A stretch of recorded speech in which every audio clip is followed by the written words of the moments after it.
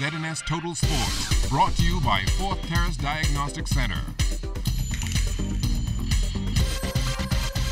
This is your first look at sports. I'm Jonathan Benson. The Bahamas Flag Football League is getting ready to start the second half of its 2013 season this weekend, and the Lady Spartans, they are looking to make an impact moving forward.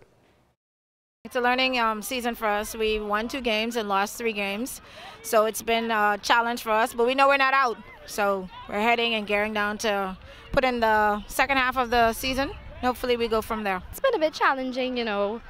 We've had a lot of down times, but we've had some good times, which I'm really proud of, and I'm hoping that we come ready to go. We're a good team. I think it's just now more of us, more or less us, just gelling, having that cohesiveness to just take the championship. That's where it's at. So it's just a matter of discipline, execution, teamwork, and then having a lot of fun. Well, the Long Island Regatta is the next big sailing event on the schedule. That's set for the Labor Day holiday weekend in Salt Pond. Just like the Bahamas, the Long Island Regatta will be celebrating its 40th anniversary in 2013, and the Reverend Dr. Philip McPhee will be looking to make a statement with his Asu draw, WG Thunderbird. We're going to Long Island, and when we come back, we'll be the champion in the C class. I had a lot of talk about Riddy K. We can beat the Riddy K. We have done it before, and we can do it again. But she's a very good boat. Exceptionally, not only she's a good boat, she has an exceptionally good captain and a very good crew. And so if we're any C class that goes at the Riddy K now, got to go ready, because she's a very good boat. She got good sails. She's in good shape, well kept, and she's the C class boat to beat at this time. Now also making their way to the Long Island Regatta this year will be the crew from Courageous. The Courageous will take part in the A class, and the competition there is expected to be top-notch.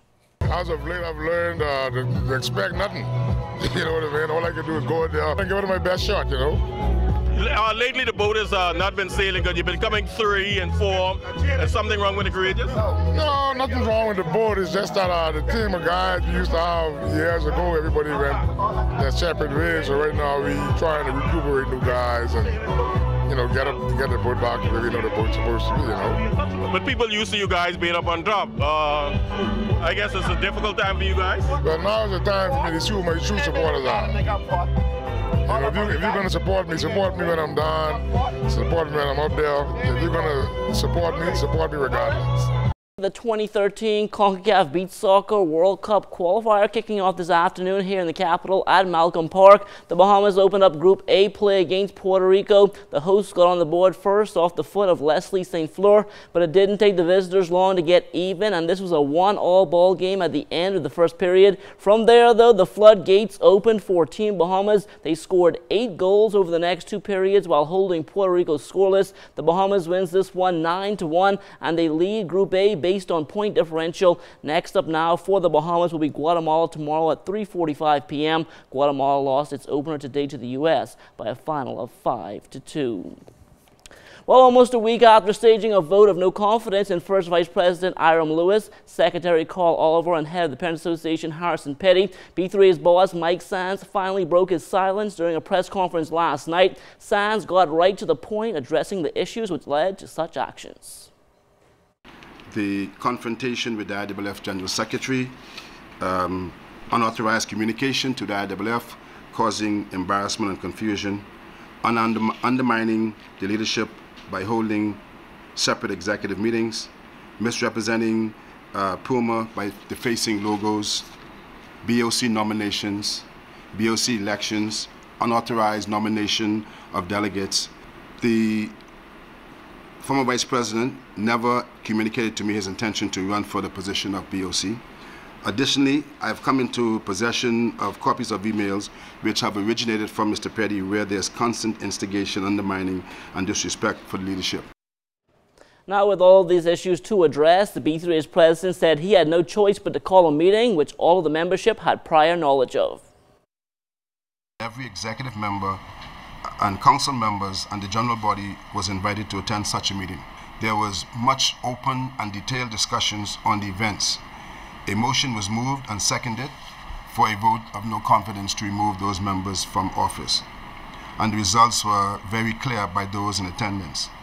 And that was 33 to 3 for Mr. Lewis, 36 to 2, and 36 to Mr. Petty. 36 to 0 for Mr. Petty. The facts speak for themselves, and I'm therefore compelled to submit to the mandate of the membership. As such, we do not recognize those members as a part of the executive. Now, the B3A is expected to have another membership meeting tonight to decide whether or not to replace the previous executives by election or appointment. Well, the 2013 Catholic Primary School Track and Field Championships had a number of notable performances, but as Julian Gibson tells us tonight, one individual stood head and shoulders above the rest. St. Francis Joseph dominated the Catholic Primary School Track and Field Championships, and the star for the Shockers was Megan Morse. I did the long jump, 200, 400, 4x1 and 4x4. I just had to execute my race and do good, and I just did what I had to do and win all of the races. Morse is the boss, and to prove it, Morse in the 4x400 meter relay, she came from nowhere to overtake two girls for first place. Boy, that child can simply run. She gave me the baton, so I just ran fast to the back stretch, the middle of the back stretch. I relaxed going to the 200 in the middle of the 200, like by the 150, I just started sprinting. She was in front of me, and it was my last Catholic school meet, so I just said I have to win it, and I just went out and tried to beat her, and I did. Catholic school is already behind. What are your goals when it comes to track and field? I want to go to all the big track meets like Carifta, Penrith, Olympics. Now, Tito Morse, he is the proud father of Megan. She is St. Francis Joseph Student of the Year. She's also a good student academically, and she just PR'd in the Catholic meet. She jumped 4.38 meters in the long jump. She ran 1 minute 5 seconds in the 400 and 28.13 in the 200 meters, all personal bests in this meet. She's an athlete in Club Monica. I'm an assistant coach with Club Monica. Diane Woodside is the head coach. We work about 4 days a week, and then we take about 3 days off. She is a hard worker. We set goals beginning every season, and by the middle of the season, she's already achieved the goals. And she's very determined and very focused, and she just works hard. She just wants to achieve, and she scares me sometimes. She's so determined, but I just love her spirit, and she's a hard worker. Reporting for ZNS Total Sports, I am Julian Gibson. All right, thanks a lot, Julian. Well, the C.R. Walker Knights are still basking in the glory of winning their third straight government secondary schools volleyball title. However, Coach Floyd Ambrister is giving credit where it's due, acknowledging that their championship opponents, the CV Bethel Stingrays, are on the move. CV Bethel has made a major impact this semester in the area of sports. And so, like in track and field and softball and even in basketball, senior girls, they made a good gallant run. Hats off to them. But I told them that anytime they have to come against somebody who putting their heart and energy into it, they're going to get it, because BBs be up early in the morning, even on Saturdays practicing. These girls, them deserve it. I have a group of 5, 12 graders and some 10 graders, them who are going to come out there and play fundamental volleyball. We don't play ping pong. If it comes down to that, we can play bump, set, and spike. But CV Bethel has a good crop of young girls who plays volleyball. I guess next year they'll probably be ready to fight us off and take the championship from us. But CR Walking can never bend down and play die, especially if it's getting to be nighttime. Boy, when it get dark like this, you know what time it is with me. We can put the pressure on. Well, rumors have been circulating around town that H.O. Nash basketball coach Patty Johnson had suddenly passed away. We are glad to report tonight that Coach J is alive and well. She spoke with our Charles Fisher earlier today. My condolences goes out to the family at Mabel Walker, Auntie A. Thompson, as they lost two great teachers. A. Johnson was a TA, and Lisa Mortimer, a great physical ed teacher, lost her life this week as well. But I'm here, I'm at class, I'm at Nash, and I'm working. It must be disturbing to hear people call you with this news like this. It's all over Facebook, all over. Yes, I've had almost 100 calls saying that it's me. It's not me, from the straw market, from the schools, and my former students. And thank you for the concern. But Miss J is right here, and I'm getting ready for practice this afternoon.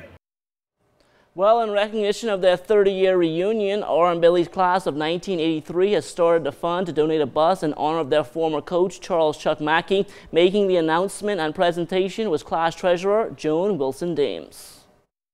We, the class of '83, take great pleasure in presenting you with this check as a small token of our appreciation for all that you have done for us. We also want to recognize our coach at the time, Charles Chuck Mackey. It is also our hope that we will continue to present more contributions throughout the course of the next few months.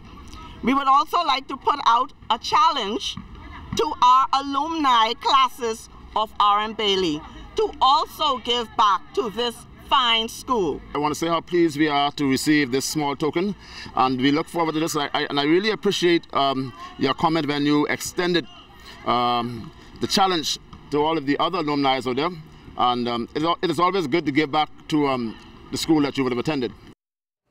Well, the Bahamas Flag Football League's 2013 season is in full swing. The Bahamas Air Dashers are one of the new teams in the ladies division this year, and they're looking to make an immediate impact. Their football IQ was like here at first, and now it's up to here. I mean, it's incredible. I mean, when we first started, I gave a joke. One of the girls, I told her, when you get cut up, when you break out of your route, you gotta look back at the quarterback. She said, "Coach, which one is the quarterback?" I mean, it was that bad. But now, you know, we call audibles during the game. You know, they understand the concept of reading defenses now and what they can do to adjust the score. And defensively, they also know how to read offenses and know when to be deep, when to put pressure on. So they're learning. We're a new team. You know, we have a really experienced coach, but this is his first time. This is his first time coaching flag football. But we have a lot of potential on our team. It's just been a really rough start to us because we don't have a lot of experience on our team. I think we have maybe 2 players that have actually played. But we won 1 game so far out of 4. So I think we're doing okay for a rookie team. No one scored on our defense yet. We got a score. 1 team scored in overtime against us. Last week we tied 0-0 in overtime, and 1 game we lost on a pick 6. So once we score, we win. Now, one of the other teams looking to make an impact this year in the ladies division is the Sands Light Lynx. It was challenging because we wanted to come back strong because we were one of the first teams from last year. So it was a lot of new teams this year. So we just wanted to come out full force and positive, and we did well in our first three games. We lost 1, and since then we have regrouped. We've come together as one accord. We just need to know what we have to do to move forward. And we want to push and make it to the championships. We're in a very hard division, I think. We have the Foxes, who won the championship last year, and then we have a new team, the Ravens, who's actually proven themselves to be a competitive team. So we're looking forward to this season. Don't go anywhere. There's more to come after the break.